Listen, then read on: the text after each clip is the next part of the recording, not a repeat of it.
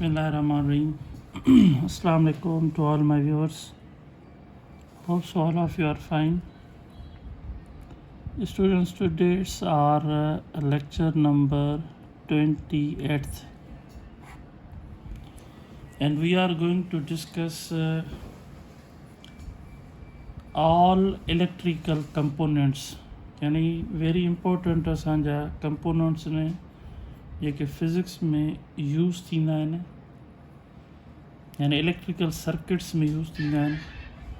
Resistor थियो, capacitor थियो, inductor थियो, डायोड थियो, एलईडी थियो, बैटरी थी वई, स्विच थियो, fuse, transformer, ammeter, voltmeter, galvanometer, rheostat or variable resistor, electric cell, motor, generator, ground, lamp or bulb. हाणे वन बाय वन असां इन्हनि जो फंक्शन पढ़ंदासीं, सिंबल पढ़ंदासीं, डेफिनेशन पढ़ंदासीं, उन जा यूज़िस पढ़ंदासीं. अच्छा, हाणे रेजिस्टर छा आहे? चए थो resistor opposes the flow of current. यानी हिकिड़ो इहो अहिड़ो डिवाइस आहे, रेजिस्टर जी इहा छा आहे बाबा? सिंबल आहे.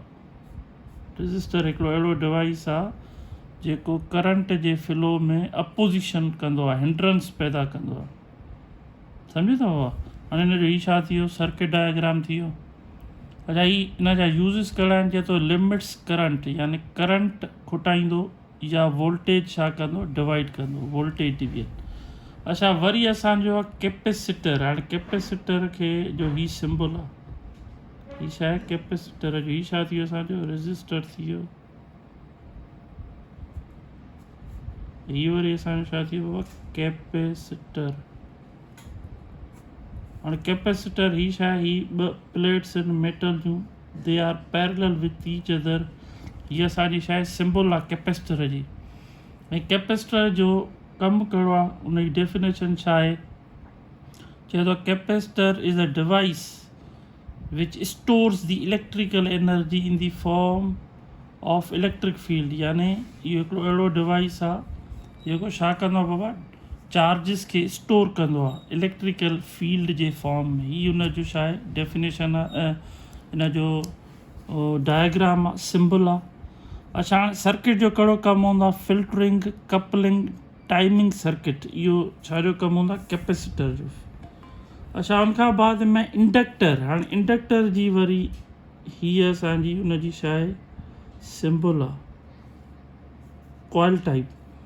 हाणे चए थो inductor induces or stores energy in the form of magnetic field. सम्झो था? इंडक्टर बि छा आहे? डिवाइस आहे. कैपेसिटर बि छा आहे? डिवाइस आहे. ऐं कैपेसिटेंस वरी छा आहे? उन जी फिनामिना आहे, कैपेसिटेंस. ऐं उन जो यूनिट वरी छा हूंदो आहे बाबा? फेरेड हूंदो आहे. ऐं इंडक्टर डिवाइस आहे, ऐं इंडक्टेंस वरी छा आहे बाबा? फिनामिना आहे. ऐं हिन जो यूनिट वरी छा हूंदो आहे? हेनरी. छा हूंदो आहे? हेनरी, जंहिंखे जो सिंबल छा हूंदो आहे? एच. अच्छा, हाणे जेको इंडक्टर आहे इहो छा में यूज़ थींदो आहे? चए थो फिल्टर्स में, चोक कॉइल्स में, ट्रांसफार्मर्स में. इन जो छा आहे? यूज़ेज आहे. हीअ असांजो छा थी बाबा? इंडक्टर. ही सिंबल्स ने हीअ असांखे यादि करणियूं. उनखां बाद में आहे डायोड. अच्छा, हाणे डायोड जी वरी हीअ सिंबल आहे, हीअं करे ऐं हीअ असांजो थी छा थी? असांजो डायोड. अच्छा, हाणे डायोड जो कहिड़ो कमु आहे? चए थो diode allows current to flow in only one direction. यानी डायोड जो कमु छा आहे? करंट खे फ्लो कंदो आहे सिंगल डायरेक्शन में. यानी it is used for rectification purpose. अगरि हिकिड़ो डायोड यूज़ थियल हूंदो त सिंगल वेव रेक्टिफिकेशन थींदी. अगरि ॿ डायोड्स यूज़ थियल हूंदा त उहा वरी फुल वेव रेक्टिफिकेशन थींदी. यानी एसीअ खे डीसी में कन्वर्ट कंदो.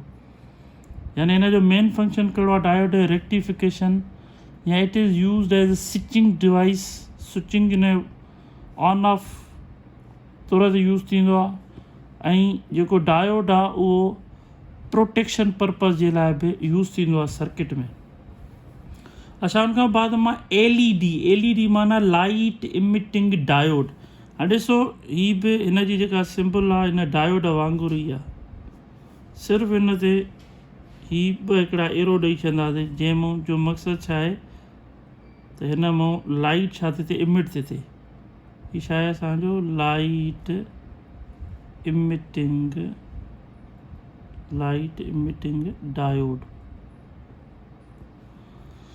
अच्छा हाणे छा थो चए अ diode that emits light when current passes through it. हाणे इहो LED जो छा में यूज़िस आहे इंडिकेटर्स डिस्प्लेज़ या लाइटिंग वग़ैरह में LED जो यूज़ थींदो आहे। अच्छा उन खां बाद मां बैटरी छा आहे device that converts chemical energy into electrical energy. यानी बैटरी छा आहे असांजो हिकिड़ो अहिड़ो डिवाइस आहे। अच्छा हीअ बैटरी आहे हीअ असांजी वॾो टर्मिनल पॉज़िटिव वॾो हीअ वरी नंढो नेगेटिव वरी वॾो पॉज़िटिव वरी नंढो हीअ वॾो ही छा जो सिंबल थी वियो बाबा हीअ बैटरी जो सिंबल थी। हीअ बैटरी जे अंदरि छा आहिनि बाबा सेल्स आहिनि। हीअ बैटरीअ जे अंदरि छा आहिनि सेल। जेको वॾो टर्मिनल हूंदो आहे हमेशह छा हूंदो आहे पॉज़िटिव हूंदो आहे। जेको नंढो टर्मिनल हूंदो आहे उहो छा हूंदो आहे नेगेटिव हूंदो आहे। ऐं बैटरी जो कमु छा आहे बाबा उहा कन्वर्ट कंदी आहे केमिकल एनर्जी खे छा में इलेक्ट्रिकल एनर्जी में। चए थो न पावर सप्लाई फॉर सर्किट्स। अच्छा उन बाद में स्विच छा आहे a switch is use to open or close electric circuit. यानी स्विच हिकिड़ो अहिड़ो डिवाइस आहे जेको ऑन ऑफ जे लाइ यूज़ थींदो आहे। अगरि हीअ हिते हिन सां मिलाइबो त सर्किट असांजो छा थींदो क्लोज़ थींदो। मथे हूंदो त ओपन थींदो यानी टू कंट्रोल दी सर्किट्स। उन खां बाद में फ्यूज़ हूंदो आहे a safety device that melts. यानी ही फ्यूज़ जी सिंबल आहे। चए थो ही सेफ्टी डिवाइस आहे जेको छा थींदो आहे मेल्ट थी वेंदो आहे रिझी वेंदो आहे and breaks the circuit. Circuit खे टोड़ींदो आहे ऑन एक्सेस करंट। अगरि करंट हद खां वधीक वधी वेंदो पुराणे ज़माने में फ्यूज़ असां यूज़ कंदा हुआसीं। हाणे ब्रेकर्स अची विया आहिनि। अगरि कोई शॉर्ट सर्किट थींदो या किथे का तार मिलंदी या एक्सेस करंट थी वेंदो ओवर वोल्टेज थी वेंदा त ब्रेकर असांजो छा थी वेंदो ट्रिप थी वेंदो यानी ओवर करंट प्रोटेक्शन। अच्छा उनखां बाद में आहे ट्रांसफार्मर। हाणे ट्रांसफार्मर छा आहे चए थो transformer a device used to increase or decrease AC voltage. यानी ट्रांसफार्मर असांजो अहिड़ो डिवाइस। हाणे ट्रांसफार्मर में ही हिकिड़ा ॿ कॉइल हूंदा आहिनि। हिकिड़े खे असां प्राइमरी कॉइल चवंदासीं हे वरी असांजो ॿियो आहे हिन खे वरी असां सेकेंडरी कॉइल चवंदासीं। ही जेको असांजो आहे हिन खे असां NP चवंदासीं number of turns in primary coil. हिन खे वरी असां छा चवंदासीं number of turns in secondary coil. हिन खे असां VP चवंदासीं यानी EMF इन प्राइमरी कॉइल। ऐं हिन वरी छा चवंदासीं VS यानी EMF or voltage in secondary coil.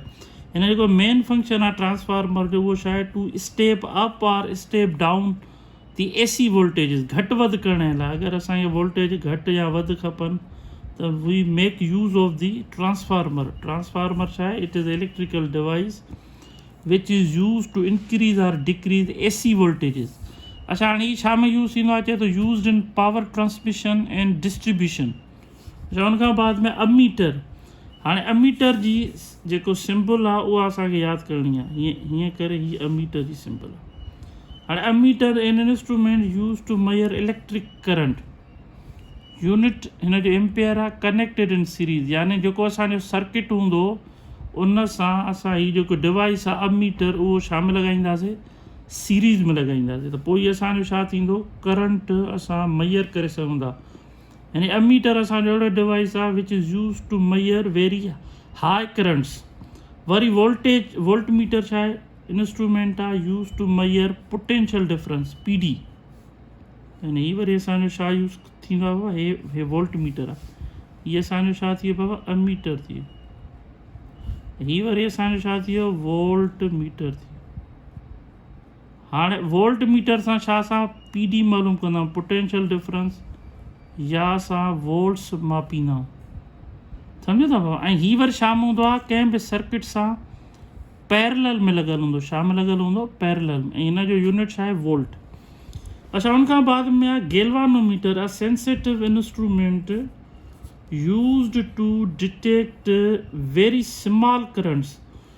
यानी उहे जेके करंट्स हूंदा ऑफ वेरी मिली एम्पेयर्स और माइक्रो एम्पेयर्स। यानी जेके तमामु निड़ा करंट्स हूंदा आहिनि सम्झो था उहे असां मापींदा आहियूं छा सां गैल्वानोमीटर सां गैल्वानोमीटर वेरी सेंसिटिव छा आहे डिवाइस आहे असांजो इंस्ट्रूमेंट आहे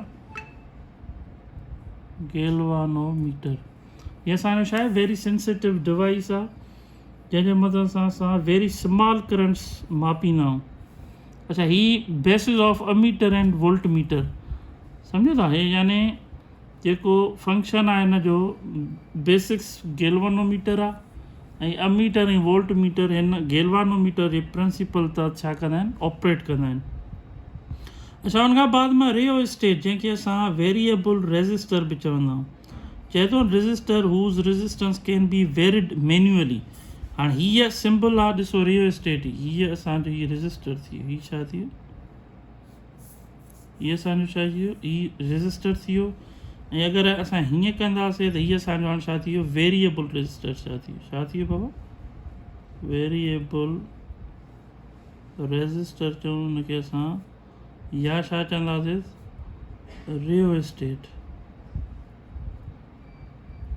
हाणे इहे इन जो यूज़ेज छा में आहे करंट कंट्रोल करण लाइ यूज़ थींदो आहे यूजुअली फैन रेगुलेटर्स बिजली जा पखा थींदा आहिनि न बाबा उन में असां स्पीड खे घटि वधि करण लाइ रियोस्टेट यानी वेरिएबल रेज़िस्टर जो छा कंदा आहियूं यूज़ कंदा आहियूं अच्छा उन खां बाद में electric cell a source of electrical energy producing a small voltage हिकिड़ा नंढड़ा नंढड़ा सेल थींदा आहिनि जीअं EMF थी वियो नंढड़ा नंढड़ा सेल थींदा आहिनि 1.5 वोल्ट जा जीअं असांजो ड्राई सेल थियो उनजो ई छा थी वियो सिंबल थी वियो वरी मोटर छा आहे असांजो device that converts electrical energy into mechanical energy हाणे हीअ वरी उनजो छा आहे सिंबल आहे हाणे मोटर जेको असांजे घर में यूज़ कंदा आहियूं असां उहो बिजली इस्तेमालु कंदो आहे ऐं इलेक्ट्रिकल एनर्जी खे कन्वर्ट कंदो आहे छा में मैकेनिकल एनर्जी में यानी पाणी असांखे मथे टैंकीअ ताईं पहुचाए ॾींदो आहे सही आहे बाबा हीअ छा में मोटर छा में यूज़ थींदो आहे फैन्स में पंप्स में मशीन्स में अच्छा उन खां बाद में वरी जनरेटर उनजी हीअ सिंबल आहे जनरेटर छा आहे बाबा device that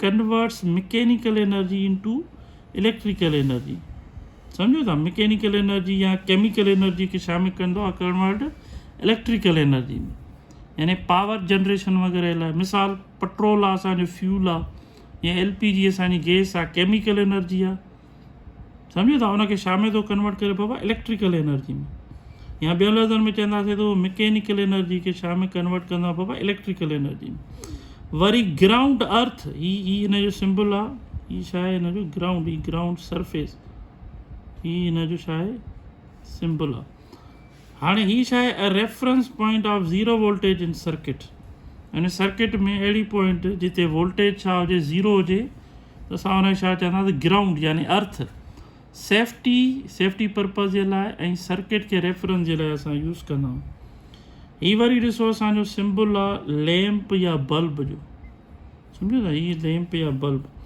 a device that converts electrical energy into light energy bulb छा आहे हिकिड़ो अहिड़ो डिवाइस आहे बल्ब छा आहे असांजो हीअ असांजो फॉर सपोज़ बल्ब आहे हाणे हीअ हिन में अंदरि फिलामेंट आहे जॾहिं असां हिनखे इलेक्ट्रिकल एनर्जी ॾींदासीं त इहो छा में कन्वर्ट कंदो हिनखे लाइट एनर्जी में यानी रोशनी प्रोड्यूस थींदी चए थो फॉर इल्यूमिनेशन रोशनी पर्पज़ जे लाइ लैम्प या बल्ब असां यूज़ कंदा आहियूं जंहिंजो हीअ सिंबल आहे hope so student this lecture was helpful for you. Thanks for watching.